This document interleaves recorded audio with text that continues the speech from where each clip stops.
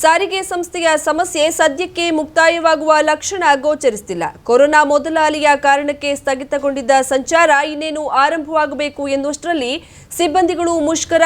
ತದನಂತರ ಕೊರೋನಾ ಎರಡನೇ ಅಲೆ ಸಾಲದೆನ್ನುವಂತೆ ಇದೀಗ ಮಳೆಯಿಂದಾಗಿ ಸಂಕಷ್ಟ ಎದುರಾಗಿದೆ.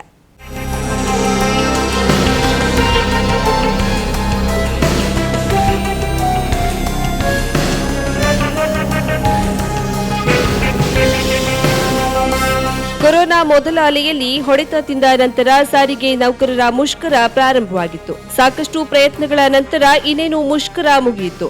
ಸಿಬ್ಬಂದಿಗಳು ಕರ್ತವ್ಯಕ್ಕೆ ಹಾಜರಾಗುತ್ತಾರೆ ಎನ್ನುವಾಗ ಕೊರೋನಾ ಎರಡನೇ ಅಲೆ ಪ್ರಾರಂಭಗೊಂಡಿತ್ತು. ಈಗ ಎರಡನೇ ಅಲೆ ಇಳಿಕೆಯಲ್ಲಿದ್ದು ಬಸ್ ಸಂಚಾರ ಪ್ರಾರಂಭವಾಗಿರುವ ಹೊತ್ತಿನಲ್ಲೇ ಮಸಲಧಾರೆ ಮಳೆ ಸುರಿದು ಅಲ್ಲಲ್ಲಿ ಗುಡ್ಡ ಕುಸಿದ ಪರಿಣಾಮ ಸಾರಿಗೆ ಸಂಸ್ಥೆಯ ಬಸ್ಗಳಿಗೆ ರಸ್ತೆಗಳೇ ಸಹಕರಿಸದ ಪರಿಸ್ಥಿತಿ ಏರ್ಪಟ್ಟಿದೆ. ಇದರಿಂದ ಸಾರಿಗೆ ಸಂಸ್ಥೆ ಹಾನಿಯ ಮೇಲೆ ಹಾನಿ ಎದುರಿಸುವಂತಾಗಿದೆ. ಜೊತೆಗೆ ಬಸ್ ಸೌಲಭ್ಯವಿಲ್ಲದೆ ಸಾರ್ವಜನಿಕರು ಪರದಾಡುವಂತಾಗಿದೆ. ಕಳೆದ ಕೆಲ ದಿನಗಳಿಂದ ಧಾರಾಕಾರವಾಗಿ ಸುರಿಯುತ್ತಿರುವ ಮಳೆಯ ಕಾರಣ ಹಾಗೂ ಉತ್ತರ ಕನ್ನಡ ಸಾರಿಗೆ ವಿಭಾಗದಲ್ಲಿ 13 ಮಾರ್ಗಗಳಲ್ಲಿ ಬಸ್ ಸಂಚಾರ ಅಸಾಧ್ಯವಾಗಿದ್ದು ಈ ಮಾರ್ಗಗಳನ್ನು ತಾತ್ಕಾಲಿಕವಾಗಿ ಬಂದ್ ಮಾಡಲಾಗಿದೆ. ಶಿರ್ಸಿ ಕುಮಟಾ ಮಾರ್ಗದಲ್ಲಿ ಸಿಲುಕಿಕೊಂಡಿದ್ದ ಲಾರಿಯನ್ನ ತೆರವುಗೊಳಿಸಲಾಗುತ್ತಿದೆ. ಇದು ಕ್ಲಿಯರ್ ಆದ್ರೆ ಭಾನುವಾರದಿಂದ ಶಿರ್ಸಿ ಕುಮಟಾ ಮಾರ್ಗದಲ್ಲಿ ಬಸ್ ಸಂಚಾರ ಆರಂಭವಾಗಲಿದೆ. ಅರಣ್ಯ ಇಲಾಖೆ ಹಾಗೂ ಲೋಕೋಪಯೋಗಿ ಇಲಾಖೆಯವರು ರಸ್ತೆ ಕ್ಲಿಯರ್ ಮಾಡಿಕೊಟ್ರೆ ಬಸ್ ಸಂಚಾರ ಪ್ರಾರಂಭಿಸಲಾಗುವುದು ಎಂದು ಶಿರ್ಸಿ ವಿಭಾಗೀಯ ನಿಯಂತ್ರಣಾಧಿಕಾರಿ ಎಂ ರಾಜ್ಕುಮಾರ್ ತಿಳಿಸಿದ್ದಾರೆ.